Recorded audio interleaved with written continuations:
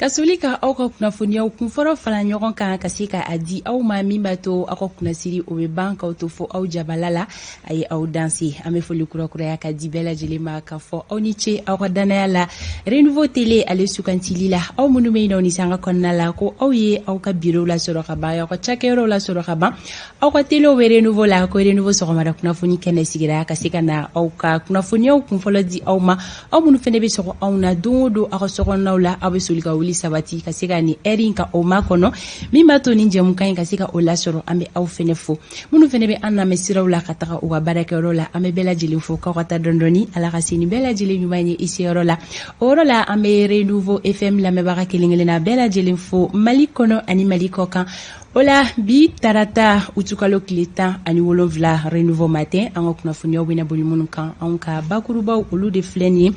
fɛn min ye silamɛya diinɛ laseli kɛbagaw ye sigi kɔni gɛlɛyalen don olu ni ɲɔgɔn cɛla la an y'a ye k'a fɔ kunu waleya dɔ kɛra an fɛ yan nɔ Bamakɔ fɛn min bɛ alisilamɛ diinɛ maa dɔw ko fɔ walima alimami dɔw ko wele bilala olu ma kan en kɔnɔna la kiiri tigilamɔgɔw fɛ ka se ka taa o lamɛn ka kɛɲɛ ni o waleyaw ye an y'a ye k'a fɔ alisilamɛ caman kɔni bɔra ka se ka wuli ka jɔ ko sabati kosɛbɛ Bamakɔ kɔnɔna la a kuma cayara su bɛ taa ko wagati min na an y'a ye k'a fɔ diinɛ maa caman bɔra ka se ka u yɛrɛ ɲɛfɔ nin ko in kan o la an bɛ se ka mun de faamuya alisilamɛya laseli kɛbagaw ni ɲɔgɔn cɛ gɛlɛya kan an bɛna kuma o kan kosɛbɛ bi jɛmukan in kɔnɔna la Isa Kaba Sidibe ale bɛna hakilina miiri kɛ a ko kan kosɛbɛ ka se ka to o babu kelen kɔnɔna la an bɛna wele bila Maliki Kunate ma kunnafoni dila don kunnafoniya min bɛ ale bolo kunu waleya in kan a bɛna laseliw kɛ yani ani kaba ka ɲɔgɔn lasɔrɔ n'an bɔra o yɔrɔ la an bɛ taga kalanko binakun kan fɛn min ye duguma kalansow kalan kun bɛ cɛ ni ɲɔgɔndan minnu ye a bɛ fɔ min ma ko DEF ni o ye diplôme d'études fondamentales ye ale kɔni baaraw daminɛna kunu Mali marabolo bɛɛ lajɛlen kɔnɔna la kɛrɛnkɛrɛnnenya la an bɛ se k'a fɔ examen kɛra marabolo fɛn o fɛn kɔnɔna la a bɛɛ lajɛlen daminɛna kunu an y'a ye k'a fɔ o examen a lakɔlɔsiliw ni o bɛ surveillance ko fɔ o kɛra école karamɔgɔ minnu bɛ kalanso privé kɔnɔna la a kɛra olu kɔni fɛ o la an bɛ se ka mun de faamuya ni surveillance ko in kan an bɛna wele bila Abdulayi Fotigi Berté ma ale ka se ka o kunnafoniyaw ka o lase anw ma sɔgɔmada in na anw ka fulakɛ wɛrɛ tigi hali n'a sɔrɔ la a mana nɔnɔ kɛnɛ di an ma Idrissa Sidibe Janjo Masa ale de bɛ an bolo kɔrɔ ka se ka don kibaru lase aw ma fɛn min ye honorable Amadou El Konare ale kɔni ma se ka yan lasɔrɔ sɔgɔmada in na Janjo Masa Fanta Tumota Janwali Janweti Jamhiri arasel lisan ay Janweti ema Jamwali ema ay kay naraw télé Renouveau te wonle mal e caggal mali fu e salminan ɗum e landoɗe jamuɗe wi an Allah welno hande talatar ni so Allah jabi adeniki alhamdulillah anne han gorda me Allah tanu ko bas wala ima bashi foji te sanne albarje mo ajanjo atutin sai fana sa so mo be di alhamdulillah mi fu kodi here sa amma bok ida ikar dambe here sai janjo masa ni temeno ka doro kuma wala amadu mene la misia e fadam na de la et puis même vie amadu te honorable yeda chawolita e do fara la ka jala ka ko colonel fene do sisa abanawo ale mayne na kariyad la yaf mala fa bela de la bi ni aya e fon fo ko man ni zoro e avocata me yaf mala ni tejala ni mbala ni mbalaki aya fo ya ko ale ni flaw ko aw ye parti de pes ni ya no ay bengan te no blaw ni ñoko cela o ne be ga do fo ne data madu dan flaw cela la de benganti mena kuma do la mali ko do ko aywa o ta ko la baji do mota ki fu ani ka laje ba ni lame ba bela je l'info sanko mon numéro Renouveau Télé sugandi ne ka so madda yan fan ki no fune o ni ko sugandi ro ke Renouveau matin yambu foku wala nyimando ajara bela jeli sanga kunguruni aw ni janjo masab na nyola sura don kibaro kene kan sori Ibrahim Diallo ale sulla gabo amena abe jateminela anga siraba kanawla soni amenyo la sura taninga sigi kuna funyo kasika olasi awma hawa danyogo ale fene sira kene atigila mo ma bi soni o kuna funyo fene be lasi awma ko waliya jumene kera awma malin konnala ni Alexis Kalambiri Mason oma o fene be na yira awla jemukan konnala ame baro damne sisani wakati boloda chiko yeni o meteo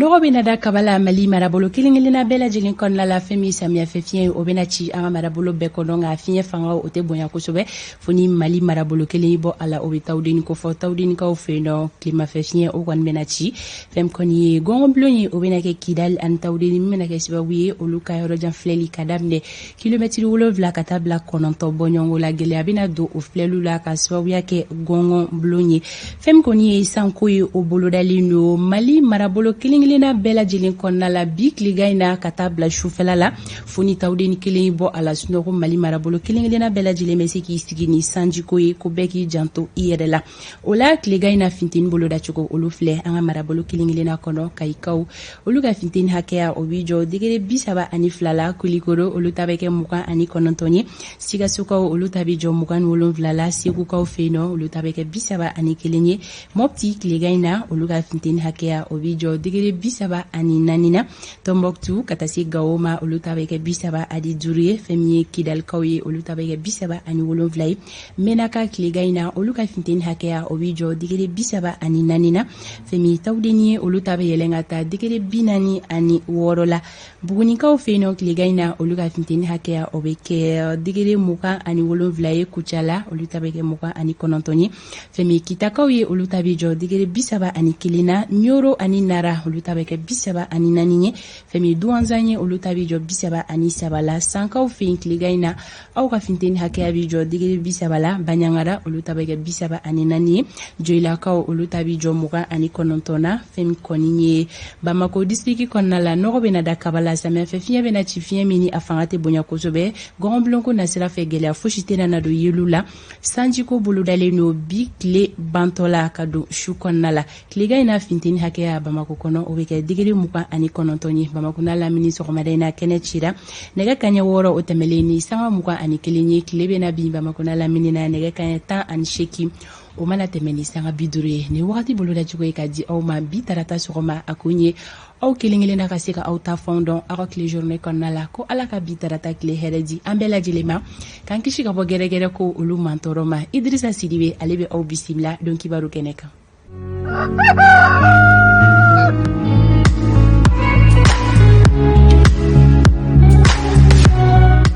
Renouveau sɔgɔmada kunnafoni kɛnɛ mana sigi kanubagaw aw mago bɛ jɔ kunnafoniya minnu na a kelen-kelenna bɛɛ lajɛlen bɛ a kɔnɔna la sɔgɔmada in na Janjo Masa tɛgɛkɔrɔla falen do kosɛbɛ kunnafoni gafew la Janjo ne bɛ sira di ma i ka tɛmɛ ni don kibaru ye Fanta yani ka sira minɛ hakili la météo mɔgɔ b'u fo ani Kayi fana fo walawalali la kosɛbɛ nka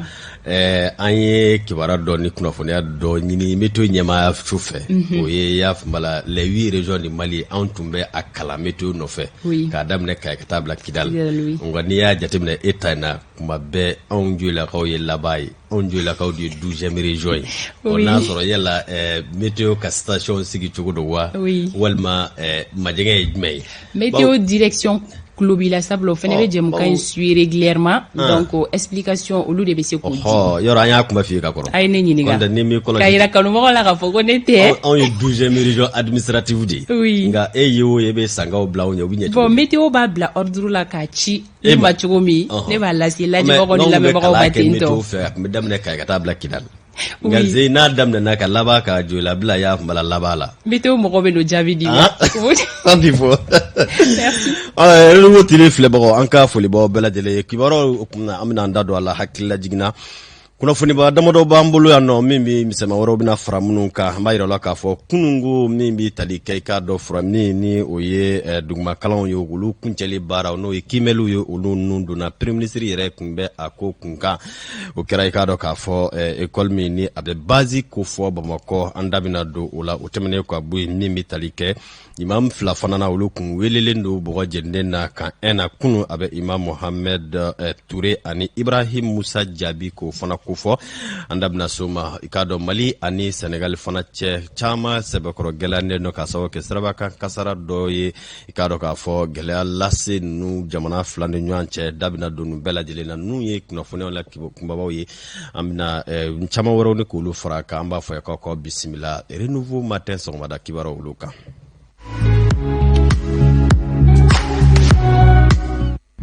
Kunafuniko nasiraw la yana fanya faye cogo min na ɲɔgɔndan min n'a fama ko diplôme d'études fondamentales ni o ye duguma kalanw kuncɛ baaraw ye kunungo a nun donna maa minnu ni o bi tali kɛ kalanden minnu ni a fama ko candidat régulier o bi t'i yɛrɛ sɔrɔ maa 217 ani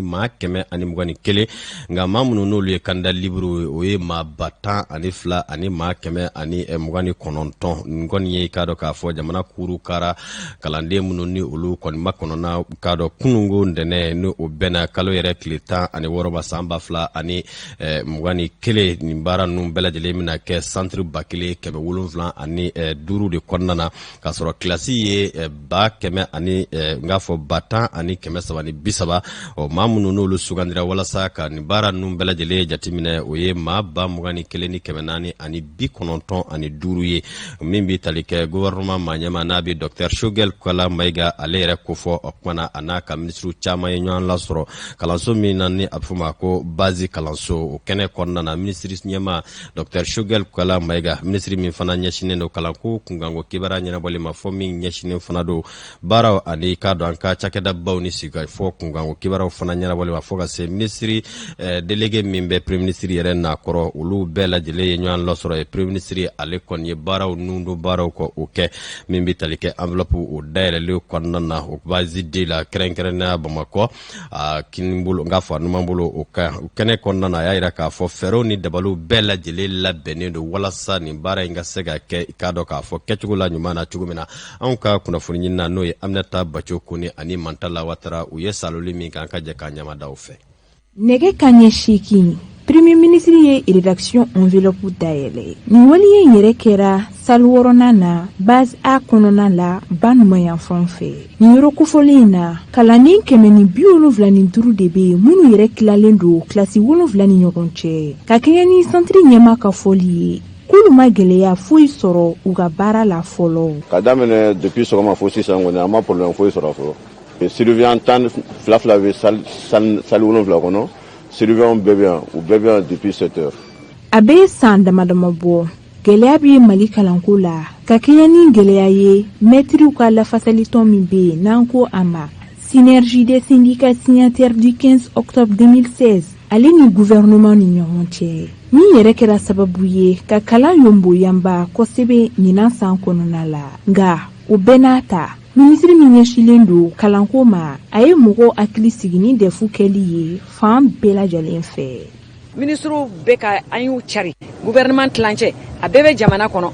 o ye defu hukumu kɔnɔna ye an bɛ wele dabila de fraude ani fuite ani faux sujet n'an b'a wele ko F7 o ka dabila Mali kɔnɔ. E min constaté bɛɛ hakili sigilen don denmisɛnninw hakili sigilen don encadrement hakili sigilen don force de sécurité fana u hakili sigilen don y'a dɔn a bɛɛ tɛ tenu la o a caman bɛ u bɛ civil la parce que président ye instruction di ko examen a kan ka kɛ basigi la. Rédaction kelen kɔfɛ kimelikɛla ninnu bɛna kalanbolo wɛrɛw kɛ i n'a fɔ mati histoire géo biologie ale ni physique chimie ala ka garisɛgɛ ɲuman di kimelikɛla bɛɛ lajɛlen ma. Ala ka duwaw minɛ Aminata Bacho Kone ka laban ka kituɲini kɛ lajɛba bɛɛ lajɛlen fɛ ni waati na. Kunnafoniko nasiraw la an bɛ taa ɲɛ an b'a yira la k'a fɔ min bi tali kɛ Senegal dugu min ni o ye Kaolack ye k'a dɔn k'a fɔ min bi an ka jamana mobiliba dɔ u kofɔ o kɛra sababu ye ka dankari k'a dɔn k'a fɔ taxi dɔ la o kɔni kɛra gɛlɛya ye gɛlɛya min ni min bi tali kɛ ni sigida denw na u ka wuli ni ka laban kumana ka dankari kɔni ta ka ɲɛsin ni mobiliba kofɔli ma n'o ye Mali mobiliba ye o kɛra sababu fana ye n'u bi tali kɛ an ka jamana kɔnɔna na o kumana tajuru sara dɔ olu ka kɛ o kɔni kɛra i k'a dɔn k'a fɔ wale min n'a kɔnɔ kosɛbɛ minisiriso min ni a ɲɛsinen don an ka jamana tan ni ka segiw n'a minɛnbaw kunkan ko kibara o ɲɛnabɔli o kan o ka bɛn ni nin wale in ye min bɛ tali kɛ an ka kunnafoni na n'o ye Bakari M Sidibe ye ale ye ɲinini dɔw kɛ a kan an ka jɛ ka ɲamada o fɛ. Sénégalais dugumbe n'a bɛ wele ko Kaolack ale cɛmancɛ la kunun kari accident cɛjugu dɔ kɛra yen. Accident nin yɛrɛ sɔrɔla camion dɔ fɛ mun bɔra Mali la ka taa Sénégal. Ale ni jakartatigi dɔ donna ɲɔgɔn na min sen fɛ camiontigi fa taara yɛlɛ taxi dɔ sanfɛ. A kɛlen kɔfɛ ka paranya caman boli ka tɛmɛ hôtel Arc-en-Ciel da la fo ka taa se dugu cɛmancɛ ma. Taxitigi in kɔni ale taara a yɛrɛ sɔrɔ camion jukɔrɔ. Mɔgɔ 4 bɔ ɲɔgɔn ko wulu kɔni sɛbɛkɔrɔ joginna. Sapeur pompier maaw yi wasa don wulu la k'i senfa ka taa n'u ye dɔgɔtɔrɔso la min bɛ wele El Hadji Ibrahim Niass n'ale bɛ Kaolack. Seneweb maaw y'a yira k'a fɔ nin waliya in kɛli kɔfɛ a kɛra nisɔngoyaba ye maa minnu tun bɛ yɔrɔ in na min na. O de kama sifin jɛkulu dɔ olu y'u senfa k'i ɲɛsin camion 5 ɲɔgɔnna ma ka wulu sɛbɛkɔrɔ tiɲɛ minnu jɔlen tun bɛ accident in kɛyɔrɔ la. O kɛlen kɔfɛ Mali famalakaw u ye weleda ka ɲɛsin Sénégal ɲɛmaaw ma walasa u k'u jɔ u jɔyɔrɔ la tiɲɛni min bɛ sen na a bɛ se k'a lajɔ.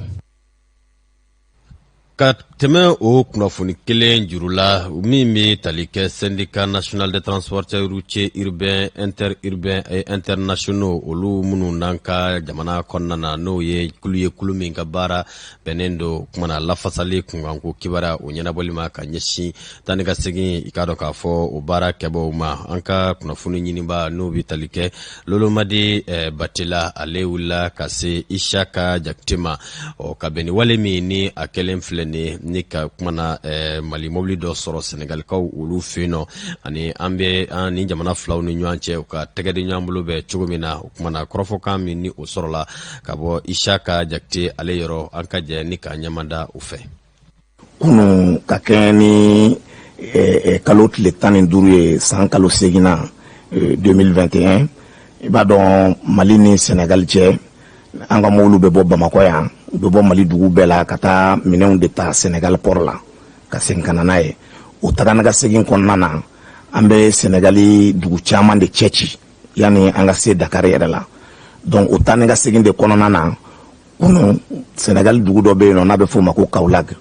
an ka citerne minnu bɛ taji doni o citerne dɔ ni Sénégali yɛrɛ taxi dɔ de ye ɲɔgɔn sɔrɔ kunu donc ala y'a kɛ o kɔni kɛra accident ye kasara bɔr'o la fo ka taa se mɔgɔ 2 tanyana o taxi kɔnɔ mɔgɔw la an b'a ɲini ala fɛ ala ka saya kɛ o mɔgɔw ma lafiya ye ala ka lahara sɔn sumayaw ye o de kɛlen na o kɛra dugu min yɛrɛ la n'o ye Kaolack ye Kaolack yɛrɛ dugudenw olu de labanna ka wuli Mali mobiliw kama mobili o mobili kɔni bɛ yen n'o o ye Mali ka immatriculation ye dugudenw yɛrɛ de farala ɲɔgɔn kan ka bɔ o mobiliw kama ka mobili ninnu tiɲɛ ka u vitres ci k'u kɔnɔfɛnw tiɲɛ ka laban ala an ka mɔgɔ ta kar belebele minnu bɛ yen n'o b'a ni Sénégal cɛ ka o kar ninnu caman vitres tiɲɛ ka tila ka don kariw kɔnɔ ka passagers gosi ka laban ka passagers bolofɛnw yɛrɛ fana bɛɛ bɔ su la ka jigin ka taga n'a ye yɔrɔ état bɛ cogoya min na lafiya bɛ baara kɔnɔ sisan parce que mankanw jɔlen don an bɛ yɔrɔ min na sisan donc an kɔni bɛ yɔrɔ min na sisan kɔni sira kɔni tigɛra k'a fɔ ko Sénégal mobili bɛ don Mali kɔnɔ wala Mali mobili bɛ don Sénégal o kɔni lajɔlen don nin waati in na donc an y'a ɲini an ka mobili bolilaw fɛ ani an ka jamanadenw fɛ minnu bɛ kɛrɛnkɛrɛnnenya na frontière daw la ni o ye Diboli ni Kundali ye k'a ɲini u fɛ k'u jija cogo bɛɛ la gɛlɛya si kana se ka don baara in kɔnɔ ni baara n'a bɛ a bɛna fɔ min ma ko tajuru sara donc o de kɔni kɔnɔna na an ka chauffeurs ni an ka o frontière la jamanaden minnu sigilen bɛ Mali dugukolo kan n'o bɛ an ni Sénégal dancɛw la olu kɔni y'a laɲini ka sira de tigɛ min ye Mali ni Sénégal ka don ɲɔgɔnna ye ka bɔ n'o ye mobiliw ka taga ni ka segin ye ka o lajɔ fɔlɔ mais o kɔfɛ an kɔni ma jɛ n'a ye cogo si la u ka se ka dantɛmɛ wale wɛrɛ ta ka Sénégal fana bolifɛnw sɛgɛrɛ an fɛ yan wala ka damatɛmɛ wale dɔ ta ka Sénégal jamanaden dɔ sɛgɛrɛ an ka jamana kɔnɔ an kɔni ma jɛ n'o ye cogo si la. Ya hakila faamu caman sɔrɔla nin na i n'a fɔ kunnafoni caman y'a jira k'a fɔ cogo min na ko min ye Sénégal ni Mali cɛ taa ni ka segin ye k'a dɔn sɔnsɔrɔlen don walasa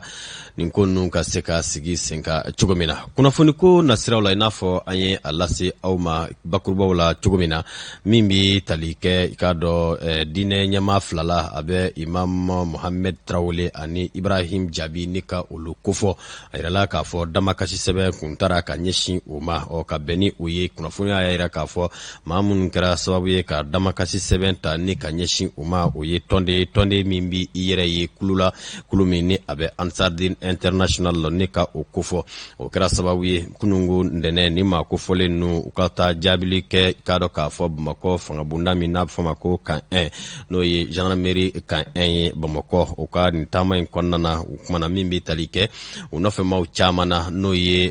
k'a dɔ alisilamɛdinɛ o kumana a tɔndenw caman ye olu bɛɛ lajɛlen ye ɲɔgɔn sɔrɔ nin kɛnɛ in kɔnɔna na nka waati damadɔ ɲininkaliw talen kɔ ka u sɛgɛrɛ u lamɛnnen kɔ o kumana ko u kɔni labilala ka taa so nka ka bɛn ni u bɛɛ lajɛlen ye walasa ka faamu caman sɔrɔ nin ko bɛɛ lajɛlen na an ka kunnafoni ɲinina k'a dɔ k'a fɔ anw ye wulikajɔ kɛ walasa ka seereya dɔw ni ka o sɔrɔ nin kɛnɛ kan ka jɛ k'an ɲɛmada o seereyaw fɛ. An ka tɔn ɲama n'o ye Ligue des prédicateurs au Mali wajulikɛlaw farala ɲɔgɔn kan ka tɔnba kelen a ɲɛmɔgɔba n'o ye Alimam Mohamed Traoré ani an yɛrɛ dɔgɔkɛ Imam Ibrahim Musa Jabi o ye sɛbɛn sɔrɔ ka bɔ kan 1 mɔgɔw yɔrɔ la k'a fɔ ko kun welelen don bi tɛnɛndon sɔgɔmada fɛ 8h an nana k'a dɔn wele kun ye jumɛn ye jɔn ye weleli kɛ mun fɔla an ye o yɔrɔ la k'a fɔ wele bɔla procureur min bɛ commune 4 yɔrɔ la wa dɔ ka damakasi sela procureur fana ma n'o ye wa diinɛ tɔ min bɛ yan n'o fɔ ma ko Ansardine ko mɔgɔ dɔ bɛ commune 4 la k'o de taala damakasi sɛbɛn don an ka maa ninnu kama ale ka bureau la commune 4 la ko ka yira ko réseau sanfɛ ko an ka alimami ninnu ko bɛ olu ka diinɛ ɲɛmɔgɔ dɔgɔya réseau sanfɛ an kɔni b'a dɔn nin ye dabaliban kuma ye nin ye kabako kuma ye faama ninnu fana an b'a dɔn k'a fɔ hakilimaw don o bɛ ko kalama alhamdulillah o y'an ka maaw kɔni ɲuman bila mun fɔla an ye ko maa min kun ye damakasi sɛbɛn don procureur fɛ commune 4 la ko a y'a ka damakasi papier ko a y'a bɔ an kɔni bɛ mun fɔ a y'a bɔ mais alhamdulillah a ye sira de yira an na an kun tɛ sira dɔn mais a fana ye sira yira an na. n taara bɔ mun kan o de ye k'a fɔ ko maa dɔ ye sɛbɛn in don Ansardine tɔgɔ la ka kuma caman fɔ ka ɲɛsin karamɔgɔw ma k'a fɔ k'o y'o fɔ donc o y'o ɲininka o sɛgɛsɛgɛliw de la